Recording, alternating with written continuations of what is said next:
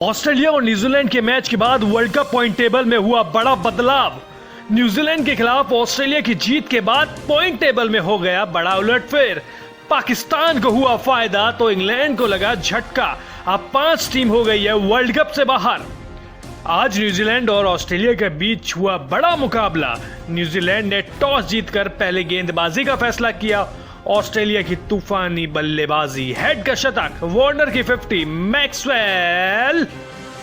दोस्तों, अगर आप भी केन विलियमसन और सचिन रविंद्र के फैन बन गए हैं और इसके अलावा अगर न्यूजीलैंड और ऑस्ट्रेलिया के बीच का मैच आपको अच्छा लगा हो तो इस वीडियो को आप लाइक जरूर कर दीजिए, क्योंकि न्यूजीलैंड की हार और ऑस्ट्रेलिया की जीत ने बदल दिया है पूरा पॉइंट टेबल का समीकरण क्या बना है, क्या बैठा है, कौन सी टीम बाहर हुई है, कौन सी टीम को फायदा हुआ है, सब बताएंगे। लेकिन सबसे पहले बातचीत कर लेते हैं इस मैच के बारे में। न्यूजीलैंड टॉस जीता है इस मैच में बल्लेबाजी के लिए, ऑस्ट्रेलिया को निमंत्रित करता है और कहता है कि आइए आप बल्लेबाजी कीजिए। लेकिन उसका यह फैसला दूसरे ही ओवर में गलत साबित हो जाता है जब मैट हेनरी 22 रन खा लेते हैं। अब यहां से ऑस्ट्रेलिया को मोमेंटम मिल चुका था। दोनों ही बल्लेबाज यानी कि ओपनर वार्नर और हेड तूफानी साझेदारी कर रहे थे, तूफानी बल्लेबाजी कर रहे थे।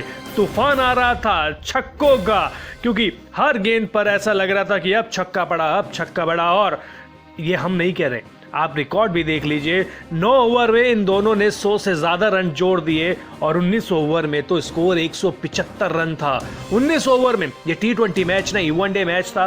वो तो भला हो, 19वें ओवर की पहली गेंद पर ग्लेन फिलिप्स ने डेविड वार्नर को अपनी गेंद पे कैच पकड़ लिया। इसके बाद थोड़ी सी ऑस्ट्रेलिया की पारी संभली या कहें थोड़ी सी बिगड़ी। 175 में आउट हुए वार्नर, 81 रन उन्होंने बनाए 65 गेंद पर, 5 चौके 6 छक्के उन्होंने लगाए।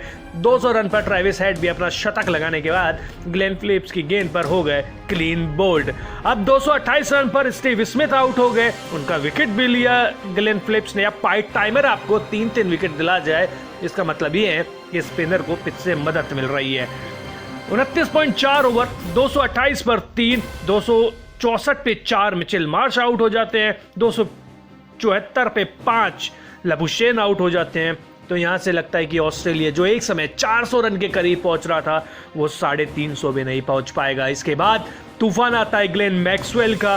वो आते के साथ ही रिवर्स स्वीप शॉट खेला स्टार्ट करते हैं। आव ना देखते हैं, ताव ना देखते हैं, लगातार अपने शॉट्स खेलते हैं और बाउंड्रीज की बरसात कर देते हैं।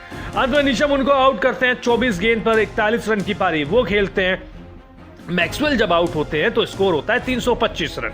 44.3 ओवर हो चुके होते हैं। यहां से लगता है कि अगर ऑस्ट्रेलिया 360 तक भी पहुंच जाए तो बहुत बड़ी बात होगी, लेकिन हमें, आपको और सबको गलत साबित कर दिया जोश एग्रिस और पैट कमिंस ने। दोनों ने क्या मारा है यार, दो गंदा मारा है।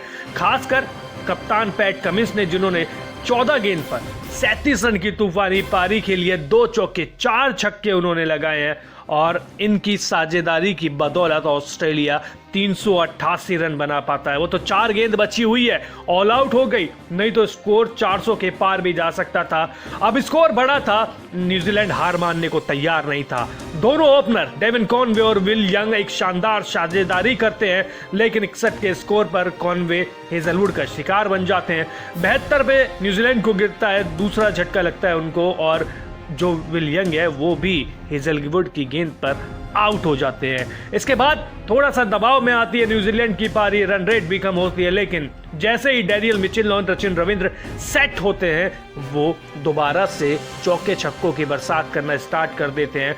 अब स्कोर 150 के पार पहुंच चुका था, 20 ओवर ही हुए थे, लेकिन अभी लग रहा था कि जो न्यूजीलैंड की पारी है वो पटरी पर आ गई है और अब यहां से तो न्यूजीलैंड मैच जीत जाएगी। तभी इतने में 168 रन पर डैनियल मिचेल अपना विकेट फेंक कर चले जाते हैं। फेंक कर इसलिए क्योंकि खराब शॉट इतना खेलते हैं।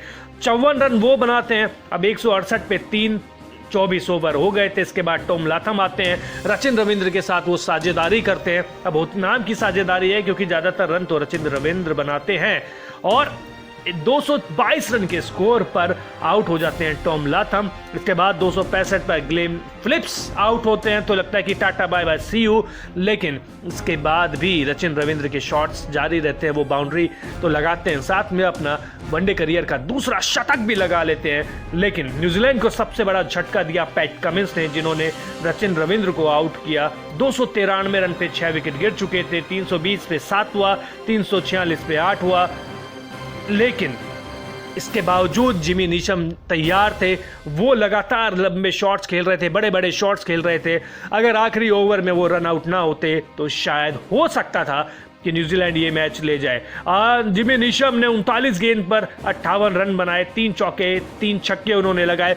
अब देखिए, अगर वो 48वें ओवर में, यानी न्यूजीलैंड जब गेंदबाजी कर रहा था, ऑस्ट्रेलिया जब बल्लेबाजी कर रहा था, तो न्यूजीलैंड का वो अगर 48वां ओवर जिमी नीशम 27 रन ना खाते तो शायद न्यूजीलैंड ये मैच जीत जाता।